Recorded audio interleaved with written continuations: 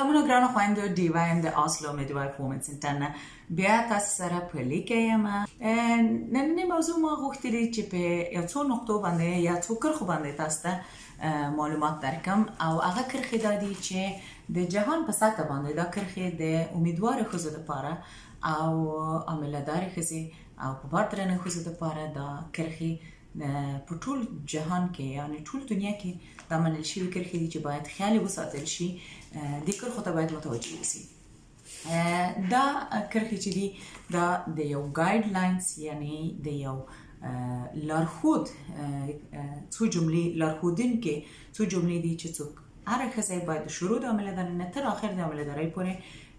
خیال وساتي او په یاد وي چې دا څنګه خپل صحت خپله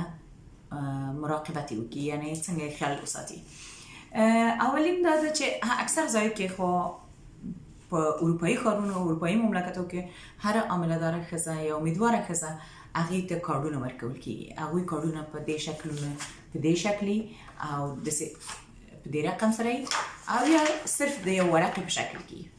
نو دوی ته کارډونه ورکول کېږي او د دې کارډونو په اساس په هغې کارډونو کې ډېر مهمه کرښې لیکلي دي او معلومات لیکلي چې د ښځې لپاره د ښځې د صحت لپاره او د ماشوم د صحت لپاره ډېر زیات ضروري او لازمه ده. په دې ګایډ لاینز کې یا په دې کتاب کې لارښود کتاب کې څو شیونه چې ډېر زیات مهمه دي. د ټول نه مهمتره دا ده چې که چیرې تاسې امکانات نه لرئ چې کوم ځای کې اوسېږئ چې هلته هېڅ امکانات نه لرئ چې تاسې کارډ ولرئ یعنی په کلینیکو کې رواج نشته د کارډ ورکولو د عامله‌دارو یا امیدوارو میندو لپاره. هغوی صرف چیک اپ ته ځي راځي لیکن کوم کارډ نه لري. نو تاسې داسې وکړئ چې کور کې خپله دا کارډ جوړ کړئ. کور کې یو قلم او یو کتابچه وړوکې کتابچه راواخلئ او قلم راواخلئ او په هرې صفحه کې د کتابچې مثلا د شروع د میاشتې چې کومه میاشت ده نومونه د میاشتو ولیکئ او کومه ورځ چې تاسو چیک اپ ته ځئ هغه چیک اپ ځان سره ولیکئ او یا خپل ډاکټر ته ووایئ یا قابلې ته چې په هغې کې تاسو د چیک اپ نتیجه یعنی تاسو د معایناتو نتیجه وبخښئ چیک اپ وایم معایناتو نتیجه تاسو ته ولیکئ.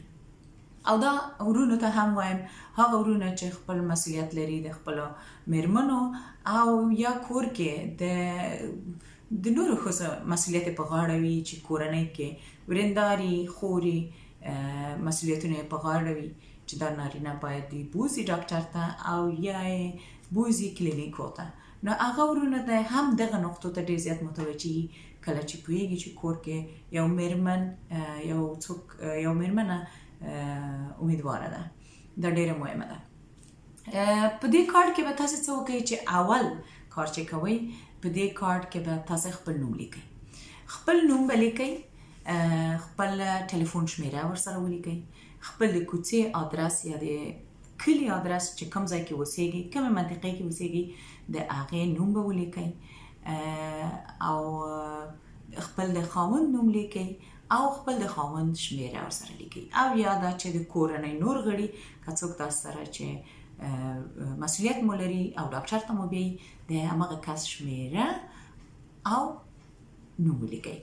هغه ولې باید ولیکل شي؟ ځکه چې کله چې خدای ناخواسته یو امیدواره ښځه راغورځي په مځکه او یا یو ځای ته روانه یا چا کره تلي یو ځای ته تلي او بېهوشه کېږي نو دلته امکانات شته څوک وګوري چې د دې سره کوم کارډ د دې په دستګاه کې آیا کوم معلومات شته چې دا د چا کومې کورنۍ پورې اړه لري څوک یې مسؤلان دي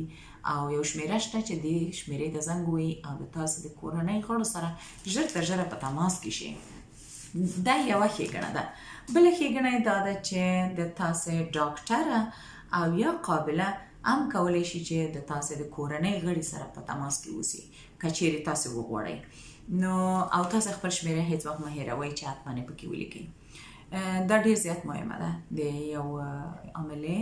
او یا د امیدوارې مور لپاره. د خاوند نوم ضروري ده چې باید پکې ولیکئ چې د ماشوم د پلار نوم څه شی ده او کوم ځای کې کار کوي او څه شی ټلیفون شمیره ده. بل د دې ترڅنګ خپل د ډاکټر او یا د قابلې نوم ولیکئ. اول ښېګڼه خو دا ده چې ستاسو به هم په یاد وي چې نوم یې څه ده. دویم دا ده چې د تاسې کورنۍ غړو ته به دا معلومات وي چې کوم ډاکټر ته تاسې ځئ، کومې قابلې ته تاسې ځئ، هغوی ته به هم معلومات وي. او دریم دا چې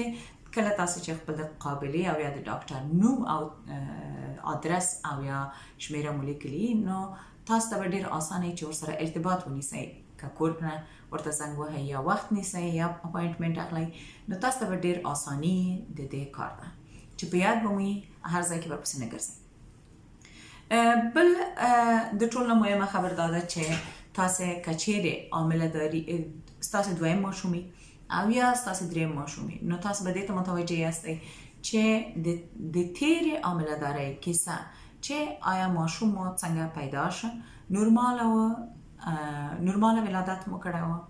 هغه که ټول شی نورمال او حاجت نه لري په دې کارت کې ولیکئ. لیکن که تاسې په یاد یا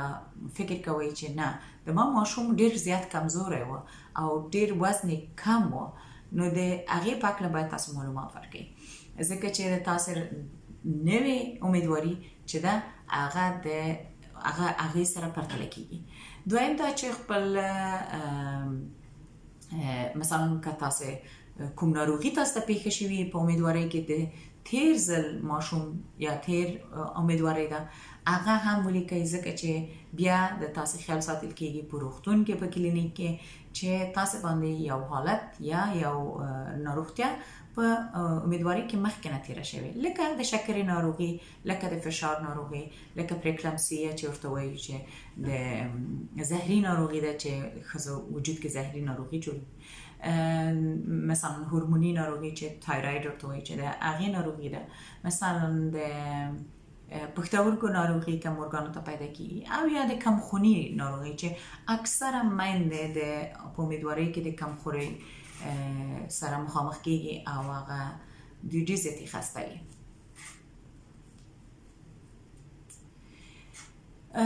بل که خویندې چې اولا امیدواري، نو دوی باید چې د اولې ورځې نه خپل د ډاکټر او قابلې سره چې تماس کې کیږي خپل ټول چیک اپ او یا خپل ټول معاینات وکړي، چې هغه د وینې معاینات دي، چې مخصوصه معاینات دي چې کوم د وینې معاینات باید وشي په اولې عامله دارۍ کې یا دویم هر عامله دارۍ کې باید وکړي. لیکن ښځې چې اول ځل امیدواره کیږي خویندې، هغوی باید دې ته ډېر زیات متوجه اوسي چې خپل ټول معاینات سرته ورسوي او چیک اپونه یا معاینات وکړي، د وینې معاینات بخصوص، او دا کارت ځانته خپل ځانته ډک کړي. بل دا ده چې خپل د غذا خیال دې وساتي، چې غذا ډېر زیات رول لري. که کومه ناروغي لري د مخکې نه، چې مثلا د مخکې نه کومه ناروغي لري، یا سردرد یا شکره چې مخکې مې ویلې، او یا نورې ناروغیانې هم ښځې یا خویندې شته چې مخکې نه هم دوی دا ناروغیانې لري او اوله امیدواري، نو هغه باید لازمه تاسو خپل د ډاکټر او یا قابلې سره شریکه کړئ او یا یې ولیکئ ځان سره، چې تاسو ته هم معلوماتي او دوی ته هم معلوماتي. که چیرې تاسو ناروغه کیږئ، نو هغوی دې سره بیا پرتله کوي او ګوري چې تاسو د مخکې نه هم یو ناروغي درلودله. دې کې هیڅ شرم نشته چې څوک ووایي چې کومه ناروغي چا د مخکې نه درلودله، ځکه چې بخصوص په امیدوارۍ کې، ځکه چې امیدواري کې ډېر شیونه تغییرات د ښځې په وجود کې راځي، چې هغه فزیکي تغییرات دي، هغه هورموني تغییرات دي، هغه فکري تغییرات یا اثرات دي چې پرې پرېوځي. نو د موږ په فیسیولوژي کې، یعنی د موږ په ټول بدن کې ډېر زیات تغییرات راځي، چې هغه ډېر رول لري. که چیرې د موږ یوه خور یا یو مور د مخکې نه کوم ناروغتیا لري او هغه نه غواړي هغه پټه کړي، نو دا ورته ډبلیږي، دا ورته زیاتیږي په امیدوارۍ کې او دا به ډېره زیاته ستړې کړي. نو د دې لپاره ډېر زیات متوجه اوسئ چې دا خپل معاینات او خپل ډاکټر سره او یا قابلې سره صادقانه خبرې وکړئ خپل په هکله. او بل دا چې که کوم کورنۍ ناروغتیا وي، مثلا د تاسې خاوند کیدای شي چې د زړه ناروغتیا ولري، هغه حتما د خپل ډاکټر سره شریکه کړئ، ځکه چې په ماشوم باندې ماشوم ډېر شیونه خپل د مور او پلار نه اخلي، او هغه هر څه چې ماشوم ته جوړیږي د مور پلار که کوم یو ناروغي په وجود کې هغه ضروري ده چې ډاکټر ته وویل شي چې مثلا د ماشوم پلار د زړه ناروغي لري یا د پښتورګو ناروغي لري او یا مثلا پیدا شوی چې د چا فیزیکی تغییرات لري یا لاس کوږي یا پښه کږي یا څه یا چې هغه ته موږ کروموسوم تغییرات وایو یا پیدایشي چې څوک پیدا شوي دي او تکلیف سره یا سترګه د چا ضعیفه یا ړنده نو دې شیانو ته تاسو متوجه اوسئ چې دا حتما خپل ډاکټر سره شریک کړئ ځکه چې دا ډېر مهمه ده تاسو د عاملهدارۍ دپاره او د تاسو د راتلونکي ماشوم دپاره چې ډاکټر او یا قابله معلومات ولري چې